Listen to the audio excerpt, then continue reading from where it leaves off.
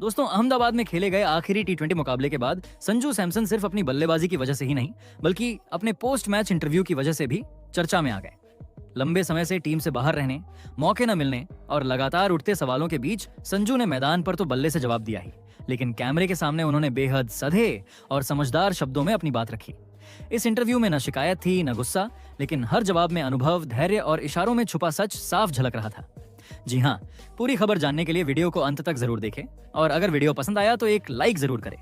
दोस्तों, पिछले कई दिनों से भारतीय क्रिकेट फैंस और एक्सपर्ट्स एक ही मांग कर रहे थे कि टी20 टीम में संजू सैमसन को फिर से ओपनिंग का मौका दिया जाए। भारत और साउथ अफ्रीका के बीच खेले गए आखिरी टी20 मैच में आखिरकार यह मांग पूरी हुई और सबसे बड़ी बात यह रही कि संजू सैमसन ने अपने प्रदर्शन से साबित कर दिया कि फैंस की आवाज बिल्कुल सही थी। टी20 वर्ल्ड कप 2026 से पहले यह मैच संजू के लिए किसी परीक्षा से कम नहीं था और उन्होंने इस मौके को पूरी तरह भुना लिया। दरअसल टीम इंडिया के उपकप्तान शुभमन गिल इस सीरीज में लगातार असफल रहे थे। 3 मैचों में उनका बल्ला नहीं चला और इसी वजह से संजू सैमसन को मौका दिए जाने की मांग तेज होती जा रही थी। गिल के पैर में चोट लगने के कारण वह आखिरी मैच से बाहर हो गए और इसी के साथ संजू सैमसन की प्लेइंग 11 में वापसी तय हो गई। हालांकि चौथा मैच धुंध की वजह से रद्द हो गया था, लेकिन अहमदाबाद में खेले गए आखिरी मुकाबले में संजू को खुद को साबित करने का पूरा मौका मिला। साउथ अफ्रीका के खिलाफ इस निर्णायक मैच में संजू सैमसन ने अभिषेक शर्मा के साथ पारी की शुरुआत की। शुरुआत से ही संजू ने आक्रामक रुख अपनाया। उन्होंने दूसरे ही ओवर में छक्का लगाकर अपना खाता खोला और इसके बाद साउथ अफ्रीकी गेंदबाजों पर दबाव बनाना शुरू कर दिया। अभिषेक शर्मा भी दूसरे छोर से तेजी से रन बना रहे थे और दोनों ने मिलकर पावर प्ले के अंदर ही टीम इंडिया का स्कोर 60 रन के पार पहुंचा दिया। हालांकि अभिषेक शर्मा छठे ओवर में आउट हो गए, लेकिन संजू सैमसन इसके बाद भी क्रीज पर डटे रहे। उन्होंने बिना किसी जल्दबाजी के चौके छक्के लगाए और रन गति को बनाए रखा। संजू की बल्लेबाजी में आत्मविश्वास साफ नजर आ रहा था। वह गेंदबाजों की लेंथ को जल्दी समझ रहे थे और खराब गेंदों पर कोई गलती नहीं कर रहे थे।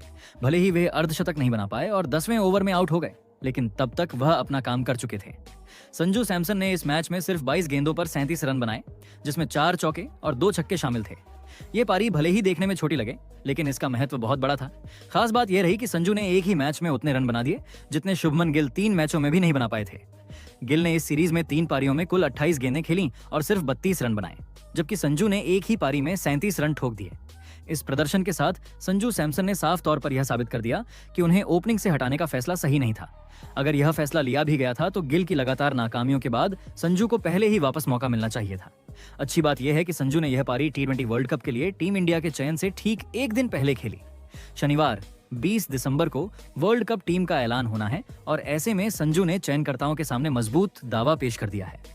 शुभमन गिल को बतौर टी20 ओपनर लगातार मौके मिल रहे हैं, लेकिन हालिया प्रदर्शन उनकी उम्मीदों पर खरा नहीं उतर पाया है।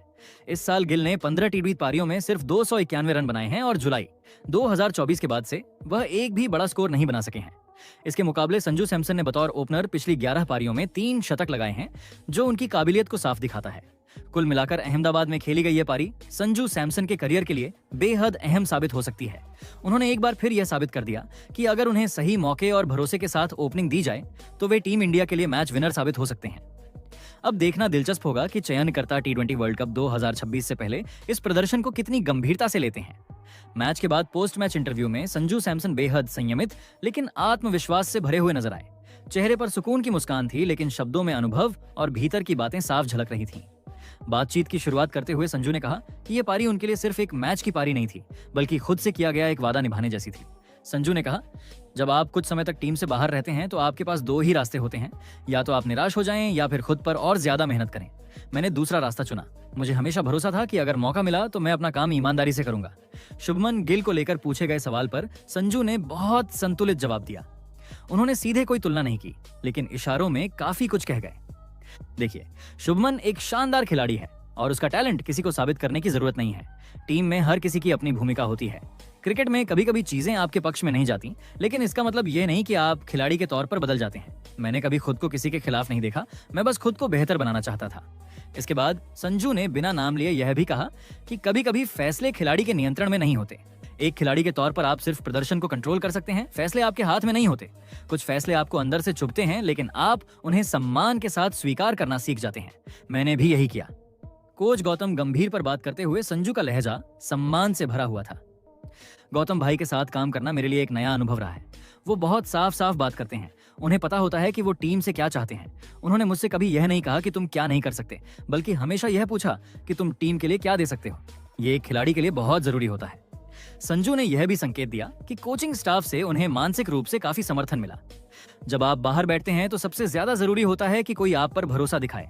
कई बार एक छोटी सी बातचीत भी बहुत बड़ा फर्क पैदा कर देती है। कप्तान सूर्य कुमार यादव को लेकर संजू ने दिल खोलकर तारीफ की। सूर्या के साथ खेलना आसान है, वो मैदान पर बहुत आजादी देते हैं। एक कप्तान अगर खिलाड़ी को खुलकर खेलने की छूट दे दे तो आधा काम वहीं हो जाता है। उन्होंने मुझसे सिर्फ यही कहा था कि अपनी नेचुरल गेम खेलो, बाकी सब भूल जाओ। टीम सेलेक्टर्स पर सवाल आने पर संजू ने बेहद सोच समझकर जवाब दिया, लेकिन इशारों में अपनी बात रख दी। सेलेक्टर्स का काम मुश्किल होता है, ये मैं समझता हूँ, लेकिन एक खिलाड़ी के तौर पर आप चाहते हैं कि आपको निरंतर मौके मिले। कभी कभी ऐसा नहीं होता और वही सबसे मुश्किल समय होता है। मैं बस इतना कहना चाहूंगा कि आंकड़े और प्रदर्शन भी कभी कभी अपनी कहानी खुद बयां करते हैं। यहाँ संजू ने हल्की मुस्कान के साथ कहा, कुछ चीजें आप शब्दों में नहीं कहते, लेकिन मैदान पर बल्ला बोल दें तो शायद वही सबसे बेहतर जवाब होता है। T20 वर्ल्ड कप 2026 को लेकर संजू सैमसन काफी सकारात्मक नजर आए। वर्ल्ड कप हर खिलाड़ी का सपना होता है, मैं भी अलग नहीं हूँ, लेकिन मैंने खुद पर कोई दबाव नहीं डाला है। मेरा फोकस सिर्फ इतना है कि जब भी मौका मिले टीम के लिए योगदान दो। अगर आप सही चीजें करते रहते हैं तो बड़े टूर्नामेंट अपने आप आपके रास्ते में आते हैं। आज मैं वही संजू नहीं हूँ जो कुछ साल पहले था। अब मैं परिस्थितियों को ज्यादा अच्छे से समझता हूँ। मुझे पता है कब अटैक करना है और कब टीम को संभालना है।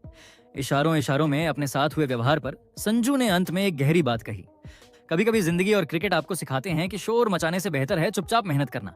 समय आने पर वही मेहनत आपकी आवाज बन जाती है। मैंने भी यही सीखा है। संजू सैमसन का यह इंटरव्यू सिर्फ एक खिलाड़ी की बात नहीं था, बल्कि एक ऐसे क्रिकेटर की कहानी थी जिसने बिना शिकायत किए, बिना विवाद में पड़े अपने बल्ले से जवाब देना चुना। दोस्तों, इस पर अपनी राय कमेंट जरूर करें।